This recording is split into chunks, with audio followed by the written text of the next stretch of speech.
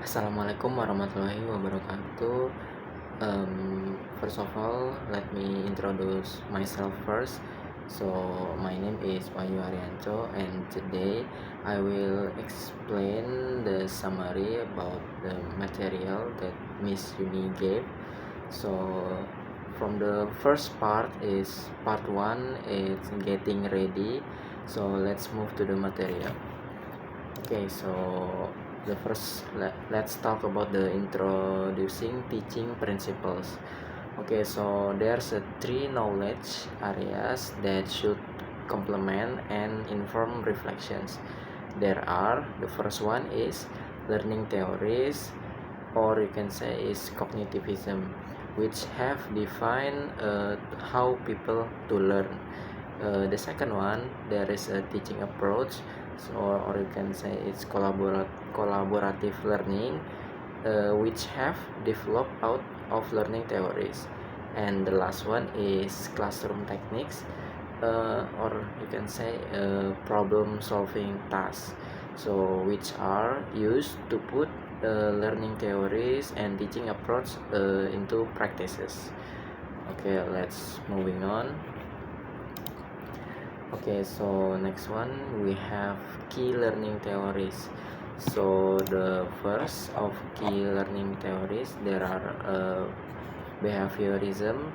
So behaviorism, it is learning happens by external or stimulus and reinforcement. The next one is cognitism.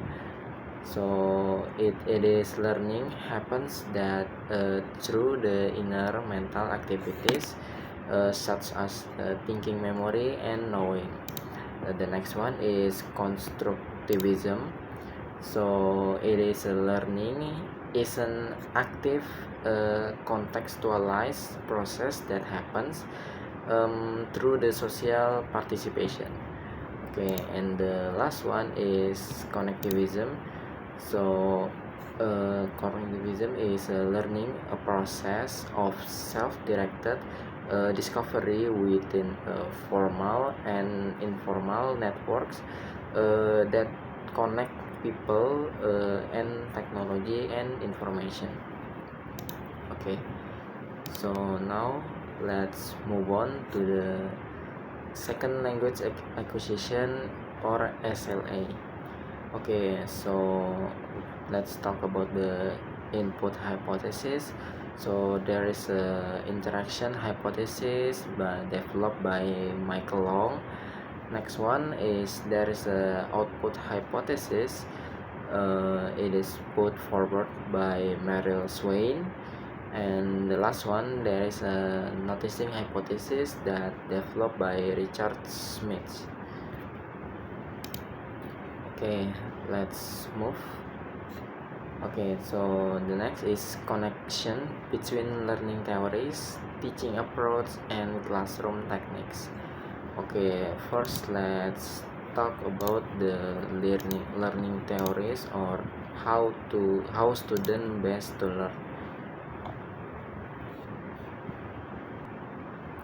Okay, so learning theories overall it's the same as the before. There is a behaviorism, so it learning happen by external stimulus and reinforcement. There's a cognitivism, learning happen through the inner mental activities such as thinking, memory, and knowing. The next one, there's a constructivism. So the learning is an active contextualized process that happens through social participation.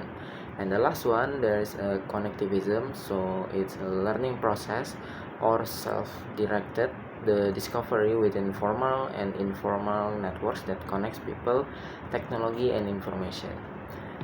Next one, there is a teaching approaches. So it is how students are best taught.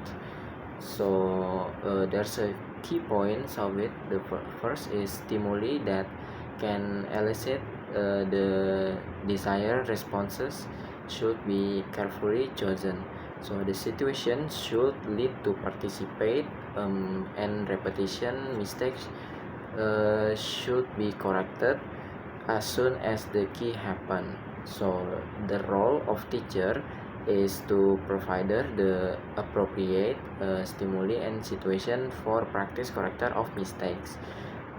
Next, its learning is an internal process. So learn and short-term memory play an important role in learning. So the learning happens as the new information is linked to the information learners that already have. So the role of teacher is organize of learning activities and provide of feedback. Next, there's a learning happen through collaborations. So the active participants leads to learning that's always situated. So the role of teacher is to mentor the learners by encouraging them to apply new knowledge to different situations. Okay, the last one is classroom techniques is how pedagogy can help learning happens. So there's key points of it. The first one is repetition practice. So it reinforcement, multiple choice, and rote learning. So the students are seen as passive recipients that react to stimulus as in a predicted way. Next, there is a critical analysis task. So the students are seen as active organizer of new knowledge. The next one, there's a collaborative task. So the students are seen active in participants. Okay. Then the last one, there's a communication actives that students seen as individual users of the language learning by trial and error. Okay, that's all explanation from our summarize, and thank you. Wassalamualaikum warahmatullahi wabarakatuh.